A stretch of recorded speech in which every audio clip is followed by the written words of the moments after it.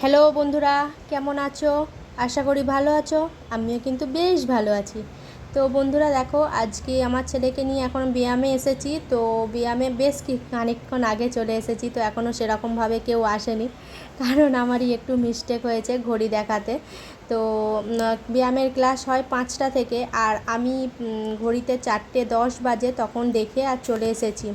ওই দেখো ছেলে ওখানে দাঁড়িয়ে আছে, একা একাই খেলছে, বাড়িটার দিকে দেখছে, পেছন দিকে দেখছে, বাইরের দিকে।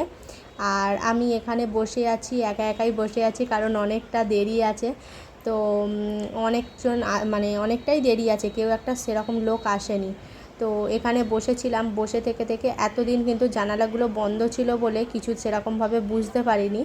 আর নিচে ঘরগুলো কিন্তু বেশ ভালোই আছে এখনও পর্যন্ত, কিন্তু ওপরের ঘরগুলো যে এতটা ভয়ানক হয়ে গেছে, তো দেখে আজকে খুব মানে মনে লাগলো যে এতটা ভয়ানক হয়ে গেছে বাড়িগুলো, চোখে পড়লো। তো সেই জন্যই তোমাদের দেখো সঙ্গে শেয়ার করছি।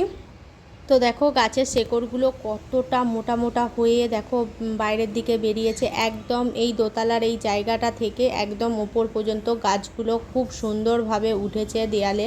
তো দেখেই দেখো বুঝতে পারবে, এই যে তোমাদেরকে পুরো বেশ অনেকটা জায়গা নিয়েই কিন্তু পুরোটাই তোমাদের সাথে শেয়ার করছি। এই দেখো রাস্তার গায়েই একদম বাড়িটা।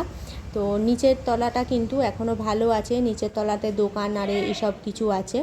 আর ওপর তলাটা কতটা ভয়ানক হয়ে উঠেছে, যখন তখন কিন্তু ভেঙে পড়তে পারে, এতটা ভয়ানক হয়েছে। দেয়ালগুলো আর কিচ্ছু নেই, একদম পুরো ছেড়ে গেছে, শুধু মানে বাড়িটাকে যাকে সাজিয়ে রাখা আছে।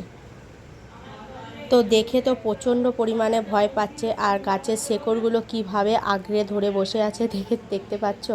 সবটাই তোমাদের সাথে শেয়ার করছি। পুরো বাড়িটাতে দেখো কোথাও একটুকু ফাঁকা নেই, পুরো বাড়িটাতে গাছের শেকড় দিয়ে যেন আষ্টে পিষ্টে বেঁধে রেখেছে।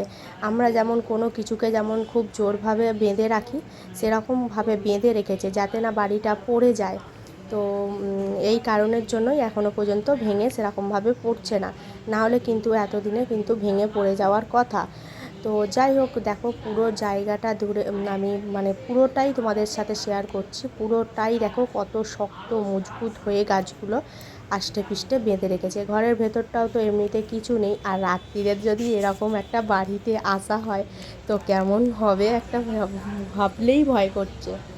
তো যাই হোক, রাত্রিরে তো আমি আর আসতে পারবো না, সেই জন্য দিনের বেলাতেই তোমাদের সাথে আমি ভিডিওটা শেয়ার করলাম। আর ঘরগুলো কিন্তু বেশ অন্ধকার অন্ধকার মতো, মানে এক জায়গাটায় শুধু এখানটা দেখো ফাঁকা দেখা যাচ্ছে, কারণ ওখানে ছাদটা পুরো ভেঙে গেছে সেই জন্য। আর ওই সাইডের ঘরগুলো সবগুলো অন্ধকার, কারণ ওই সাইডের তো এখনও ছাদটা তো আছে, তো সেই জন্য অন্ধকার লাগছে।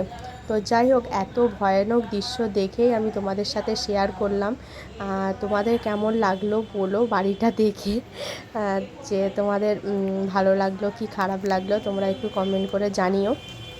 আমার তো খুব ভয় লাগছিল বাড়িটা দেখে, এতদিন কিন্তু দেখতে পাইনি, যেহেতু জানালাটা বন্ধ ছিল, আর নিচে থেকে তো ওপরে যেহেতু ঘেরা আছে সেই জন্য দেখা যায় না, ওই যে টিনের চালটা দিয়ে না ঘেরা আছে, তো সেই জন্য দেখা যায় না। তো যাই হোক, যখন দেখলাম তোমাদের সাথে আমি শেয়ার করলাম। এরকম আরও একটা বাড়ি তোমাদের সাথে আমি শেয়ার করেছিলাম, সেটা হচ্ছে আমার গ্রামের বাড়িতে, আমার বাড়ির পেছনে আছে, কিন্তু সেটা একতলায়। আর এটা হচ্ছে দোতলা বাড়ি, এরকম ভয়ানক ভূতের যেমন মুভিগুলো দেখি পুরো সেম টাইপেরই। তো যাই হোক, চলো বন্ধুরা, আজকের ভিডিওটা এই পর্যন্তই রাখছি। তোমাদের কেমন লাগলো অবশ্যই কমেন্ট করে জানিও, যদি ভালো লাগে অবশ্যই একটা লাইক করো, চ্যানেলটা সাবস্ক্রাইব করে আমার পাশে থেকো। টাটা বন্ধুরা।